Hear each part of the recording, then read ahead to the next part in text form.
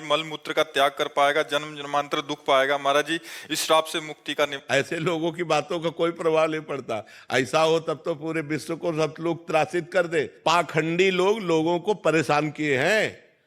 Car से उतरे, दरवाजा खटखटाया और संत वेश में है, हम यज्ञ करने जा रहे हैं, हमको इतने 1000 रुपया दो, नहीं दोगे तो तुम्हारा लड़का। और वो घबरा गया कि गृहस्थ आदमी, यार साधु ऐसा, वो साधु हो ही नहीं सकता। जो रुपए के लिए तुम्हें साप दे, जो रुपए के लिए तुम्हें त्रासित करे, जो अपनी कामना तुम्हारे सामने रख दे, वो साधु ही नहीं है। पक्की बात समझो। साधु तुम्हारे हित के लिए, गोस्वामी जी कहते साधु ते होए न कारज हानि। कभी संत से तुम्हारे कार्य की हानि नहीं हो सकती, कभी मंगल भवन भगवान के दास के द्वारा तुम्हारा अमंगल नहीं हो सकता। संत तो दर्शन संभाषण से अमंगलों का नाश करते हैं। संत अमंगल कैसे कर सकते? अब उसके दिमाग में बैठ गया कि सूरदास ने कह दिया तो अब ये कुछ नहीं होता बाबा। उन्होंने कहा था हम मिटा रहे हैं तुम्हारा, ठीक है, समझ में आ गया? हाँ, अब थोड़ा मूंग की दाल और फुल्का पाओ, पूरी कचौड़ी मत पाला, नहीं सांप लागू हो जाएगा।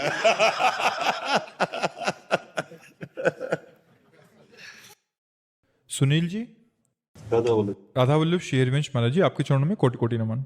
महाराज जी, हम श्री जी के प्रति समर्पित हैं, इसका कैसे पता चले? हमारी कहीं ममता नहीं रह जाएगी जब हमारा समर्पण हो जाएगा। कहीं ममता नहीं, सबकी ममता ताग बटोरी, मम पद मन ही बांध बर डोरी। शरणागति का लक्षण है जननी जनक बंधु सुतदारा, तनु धन धाम सुहृद परिवारा। सबकी ममता ताग बटोरी, मम पद मन ही बांध बर डोरी। माँ, पिता, पत्नी, पुत्र, देह, कहीं भी ममता नहीं रह जाती। प्रेम होता है, ममता नहीं होती। माँ में भगवत भाव से प्रेम, पत्नी में भगवत भाव से प्रेम। सब में नाते नेह राम के मनियत, सुहृद सुसेव्य जहालो। जितने भी सुहृद हैं, सुसेव्य हैं, सब में भगवत भाव से वो प्रेम करता है, पर ममता कहीं नहीं होती है। उसके अंदर अहंकार नहीं होता, क्योंकि अहम समर्पित हो चुका है, शरणागत हो चुका है। इसलिए उसे कभी भय नहीं लगता, कहीं भी उसे भय नहीं, वो निर्भय हो जाता है, निसंकोच हो जाता है, निश्चिंत हो जाता है। उसमें कोई संशय नहीं रहता, उसमें कोई भगवत विपरीत भावना नहीं रहती। वो बाहर भीतर सब जगह से निर्भय। जैसे बाहरी भय सर्प, बिच्छू, सिंह, दुश्मन, नाना प्रकार के और भी भय, और आंतरिक भय है कहीं मैं काम से भ्रष्ट ना हो जाऊं, कहीं ऐसा ना हो जाए, कहीं वैसा। ना आंतरिक भय ना बाह्य भय। शरणागत होने पर वो दोनों भयों से मुक्त हो जाता है। उसे अपनी चिंता नहीं रहती, किंचन मात्र भी लोक व्यवहार की चिंता नहीं रहती, क्योंकि उसको पता है कि हमारी चिंता का भरण पोषण ठेका ठाकुर जी लिए हुए, मैं उनकी शरण में हूँ। उसे कोई संकोच शोक नहीं रहता, कुछ आवे या कुछ चला जावे। उसको पता है जिसने एक क्षण में अनंत ब्रह्मांडों का सृजन कर दिया वो मेरा स्वामी है, शोक किस बात के। कभी ये संशय नहीं होता कि पता नहीं भगवान ने मुझे स्वीकार किया है कि नहीं।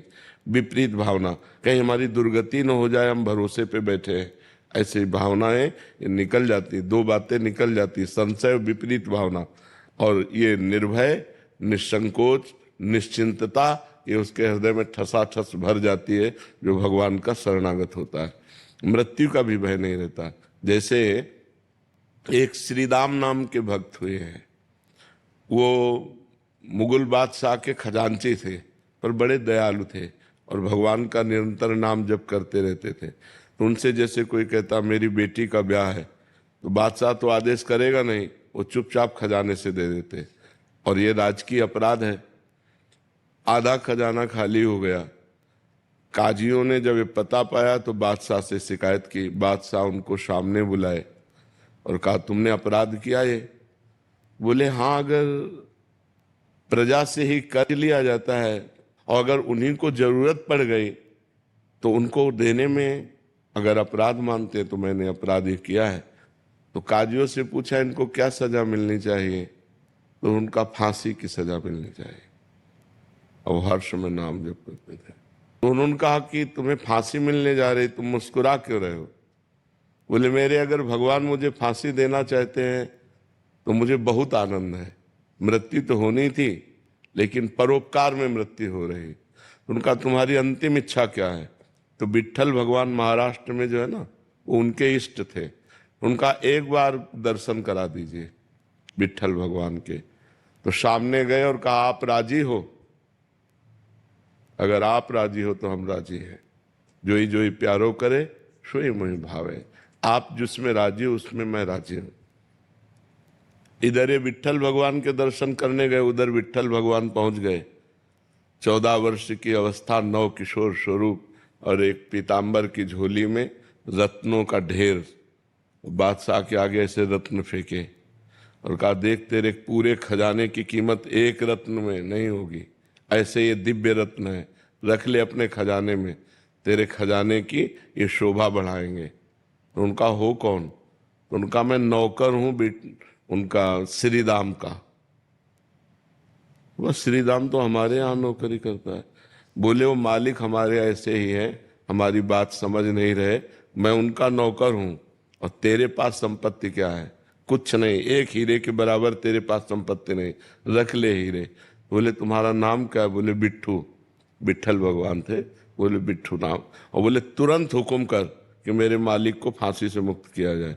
तुरंत घोड़े दौड़ाए और वो उधर आदेश देने लगे, इधर भगवान अंतर्ध्यान हो। अब वो रूप माधुरी, वो बोलने की कला, और उसका तो हृदय छिन गया था।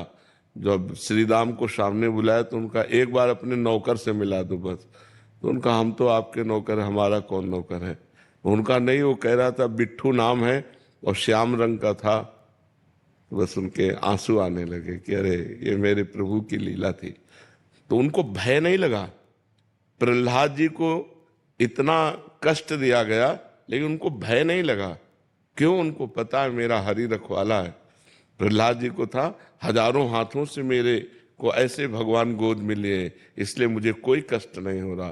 तो भक्त निर्भय हो जाता है, निश्चिंत हो जाता है, निशोक हो जाता है। भगवान जिसकी रक्षा करते उसे भय कैसे हो सकता है? सूरदास जी ने एक पद में लिखा था, उसका अर्थ था कि एक कबूतर वृक्ष में बैठा हुआ था। बाज ने ऊपर से देखा और पूरा निशाना तय कर लिया। इधर नीचे बहेलिये ने कबूतर को देखा तो धनुष बाण से निशाना। कबूतर ऊपर की तरफ उड़े तो बाज खा जाए, नीचे की तरफ देखा तो बहेलिया निशाना लगाए। उसको पूर्व जन्म के संस्कार से भगवान की याद आ गई कि नाथ ऐसी भी परिस्थिति, अब हमें बचने का कोई उपाय नहीं। ऊपर उड़ता हूं तो बाज खा जाता है और नीचे उड़ता हूं तो बहेलिया मार देगा। ऐसे में केवल आप बचा सकते हो। भगवान का जे ध्यान किया तो जहां बहेलिया खड़ा था, धनुष बाण बिल्कुल कबूतर की तरफ ताने, वहीं काला सर्प निकला, उसे डसा।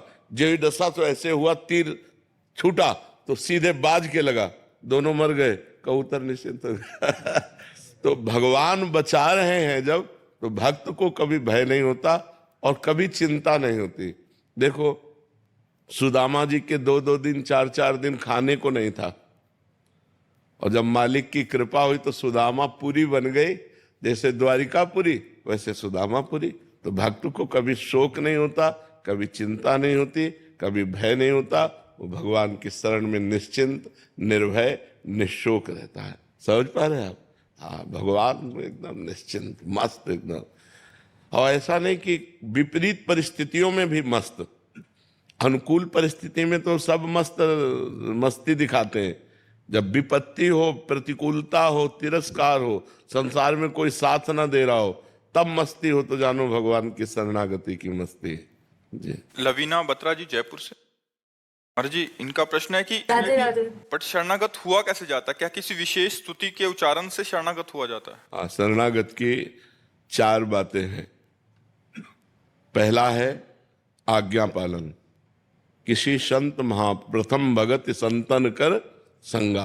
किसी संत महापुरुष का आश्रय ले लो, उनको अपना आदर्श बनाओ।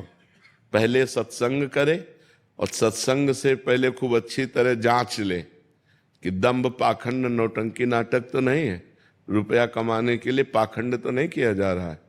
अगर ये समझ में आ जाए भगवान की प्रेरणा से कि इनके आदेश उपदेश से हमारा जीवन पवित्र हो जाएगा, भगवान के चरणों में शरणागति हो जाएगी, तो प्रथम भगति संतन कर संगा, पहले संतों का संग करे और उनके बात को मानने की अपने अंदर प्रबल श्रद्धा रखे।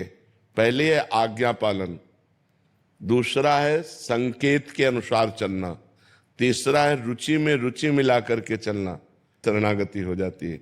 हम किसी संत की आज्ञा पर चले, उनके संकेत के अनुसार चले और उनकी रुचि में रुचि मिलाकर चले और सारे जगत को भगवान के भाव में देखें कि सिय राम में सब जग जानी, करो प्रणाम जोरि जुग पानी, सब में भगवान विराजमान। अब पहली बात, आज्ञा पालन की सामर्थ्य कहां से आएगी?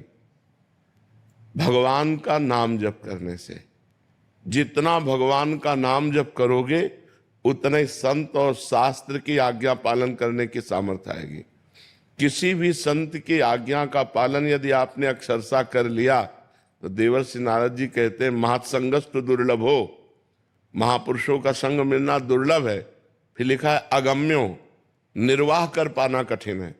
यदि उनकी आज्ञा का पालन कर ले गए तो अगला शब्द लिखा अमोघस्य, निश्चित भगवत प्राप्ति हो जाएगी।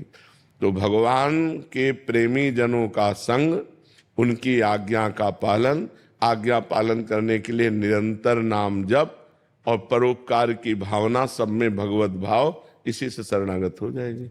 शरणागति अंदर से बस कि मैं भगवान का हूँ, भगवान के सिवा हमारा कोई नहीं। जैसे मीरा जी कहते हैं मेरे तो गिरधर गोपाल दूसर हो न कोई। शरणागति का मतलब होता है हर बात भगवान से कहना, भगवान के चिंतन में रहना, भगवान का नाम जप करना, भगवान के प्रेमी संतों की आज्ञा के अनुसार चलना। क्योंकि बिना गाइड के रास्ता तय नहीं होता। जो हमें रास्ता मालूम ही नहीं है तो हमें उस रास्ते का गाइड तो चाहिए।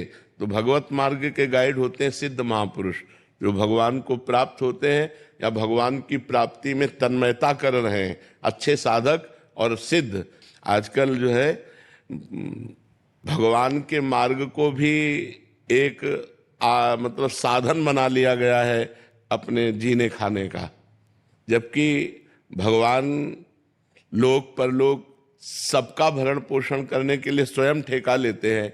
यदि हम निष्काम भाव से भगवान की भक्ति करें, अगर हम सही ढंग से चलें तो लोक परलोक का सारा वैभव अपने आप प्राप्त हो जाएगा। दंभ करने की जरूरत नहीं, नाटक करने की जरूरत नहीं। भगवान ने कहा अनन्यस चिंतयन्तो माम ये जनाः पर्युपासते तेषां नित्याभियुक्तानां योगक्षेमं वाम्यहम्।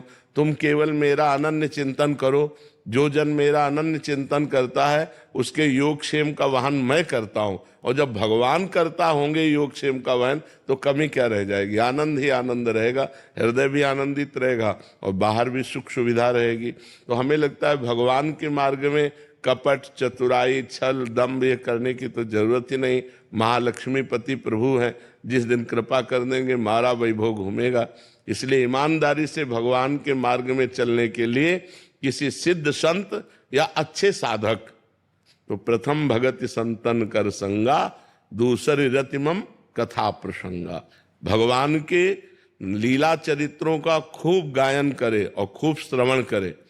श्री गोस्वामी तुलसीदास जी करे गुरुपद पंकज सेवा तीसरी भक्त अमान, मान रहित होकर गुरु चरणारविंद की सेवा।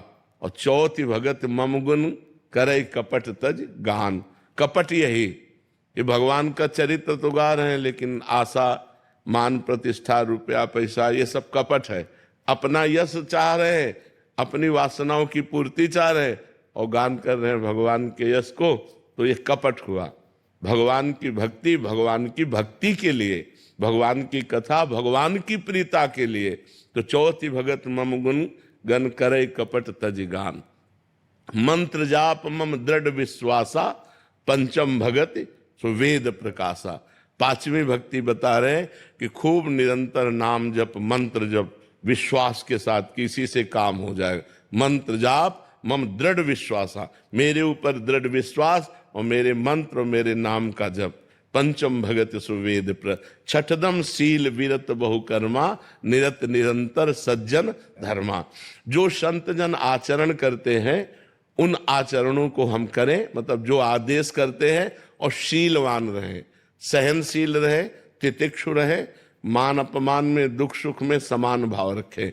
सातों सब मोहिमय जग देखा, मोते अधिक संत कर लेखा। सातवीं भक्ति है पूरे संसार को भगवत स्वरूप देखना, और भगवान कह रहे मेरे से भी अधिक संतों को मानना, ये सातवें। और आठों जथा लाभ संतोषा, सपने नहीं देखे परदोषा। जैसे भगवान हमको रख रहे हैं उसी में हम संतोष करें, और स्वप्न में भी किसी के दोष ना देखें। नवम सरल सब संचल हीना, भगवान कह रहे मोह कपट छल छिद्र न भावा। तो तुम्हारा स्वभाव सरल होना चाहिए, तुम्हारे आचरण पवित्र हो। नवम सरल सब संचल हीना, मम भरोस ही हरस न देना। मेरे ऊपर दृढ़ विश्वास हो और लौकिक वस्तुओं की प्राप्ति में हर्ष न हो, और लौकिक वस्तुओं के नष्ट हो जाने में दीनता न हो कि मैं अमुक वस्तु होती तो ठीक है, नहीं। दीनता भक्ति की हो और आनंद भगवान के चिंतन का हो। मम भरोस, मेरा भरोसा दृढ़ हो। अगर ये 9 लक्षण आ जाए तो पूर्ण शरणागत हो जाए।